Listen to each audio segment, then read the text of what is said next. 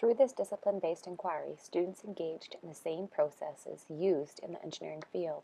Before building their boats, students looked at exemplars, created criteria, carefully drew designs, modified their designs based on feedback, built prototypes, tested them multiple times, made appropriate adjustments, and reflected on their work. It was challenging for me because I like to do things a certain way and I get used to doing them a certain way, and also bringing in technology and the tools, and as we talked, the way it really makes learning visible. It was hard for me to make all of these changes, and it seemed like it was happening all at once.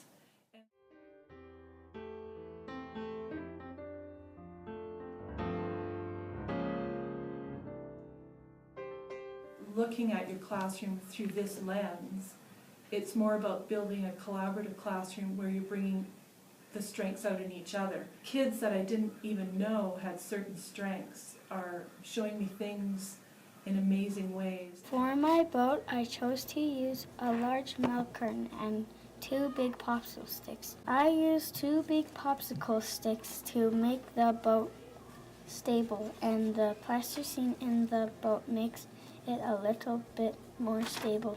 The main part of it is the large milk carton, which will help it to balance. In the classroom, I was the one who was frustrated with everything that was going on. The kids, it was really fluid and dynamic, and all of these things were happening at once, and it was almost like I wanted to say, okay, everyone has to stop, and then, when I've refigured out about how I want this to go, in a couple of days we'll come back. There was no holding them back. They really had to just keep going forward because the kids are so engaged, and it's such meaningful work. I don't have to always be using all of those management skills in a classroom. It was fascinating, like one of the things, bringing in the expert, and then we looked at a lot of drawings and sketches on the internet and blueprints, and what kind of blueprints do you need for a boat. And I had it in my head that they would make a blueprint and then they would use their highlighter to the changes. As soon as they made the blueprint, they built the boat, it had to go in the water. So all of these things that I was trying to control kind of would just happen. And the first video I remember, we finished off Colton's, and it happened to be a PLC day, and we all looked at it, like the group I was in.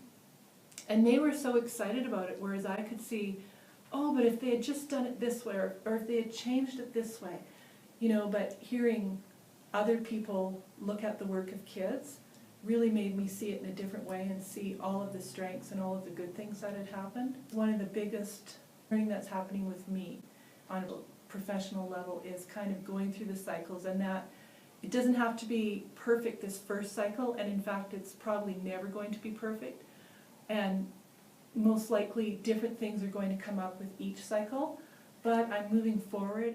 When I put my boat in, it tipped over on the right side and started to sink. Kerplop! The bottom of my boat had 2 small milk cartons.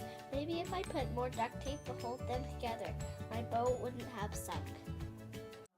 What's happening is I think kids are really showing their learning, and I'm no longer struggling between, meeting and excelling.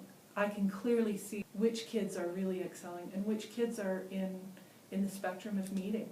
And most of the kids have moved into meeting and away from approaching. Most kids can meet with some support.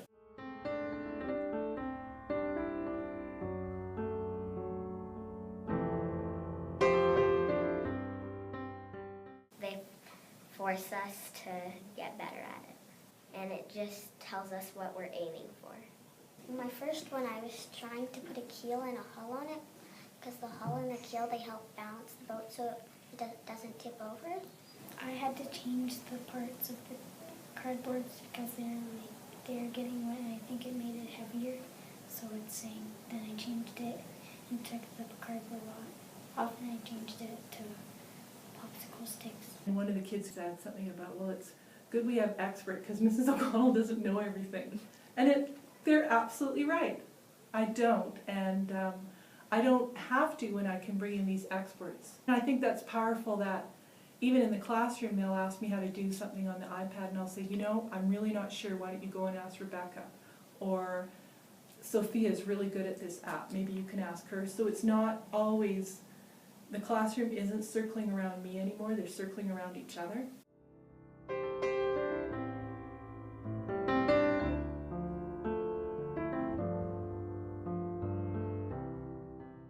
They had to be thoughtful about it. They had to talk about which materials were waterproof. They had to talk about the design of their boat. They had to use certain words. Then they had to go back and talk about what they would change, what thinking developed. I am thinking I could use more milk cartons and place them on the edges. I tried 2 times to make my boat buoyant. It was very fun to see if my boat would float. I would like to rebuild it again. In the process of doing that, it pulled things away from, putting it up on the bulletin board and just having this wider audience. And there is something very powerful about hearing the child's voice explain his thinking. Way more powerful even in the written word or in a story. There's something really magical about it. This is my boat project. I was thinking if I use the shape of a milk carton, it will float, but I wanted more things to make the shape than just a milk carton. So I came up with making a sailboat.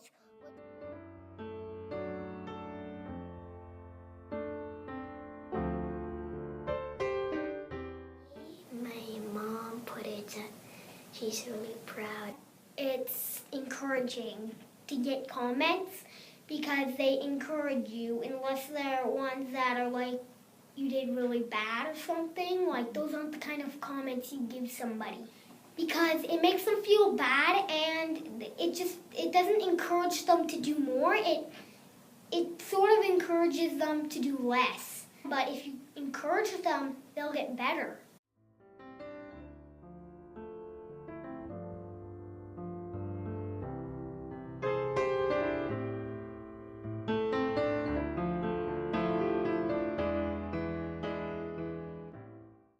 Even though it's tricky in the classroom to have so many kids make an iMovie and managing everything that goes along with it, it is a real powerful tool that really shows their deep thinking and their understanding. And on the other hand, it shows kids who really have a basic understanding, and it's challenging for them to take it deeper. So it shows you both sides of the coin, which, as an assessment, I can go back and rework with that child who's finding the curriculum challenging. Some of the boats went beyond what I would have imagined it could have been.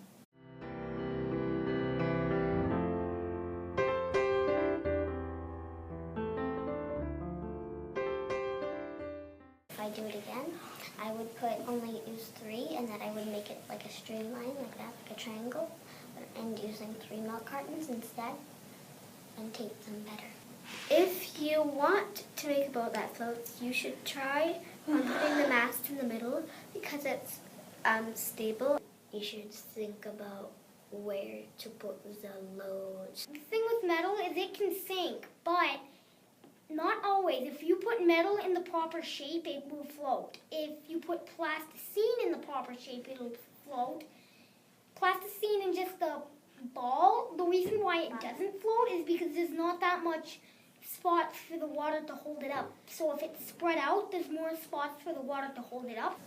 To make it buoyant and stable, and make it sure it doesn't have any holes. You can build your own boat if you try. It's never too late to make one. You could at home.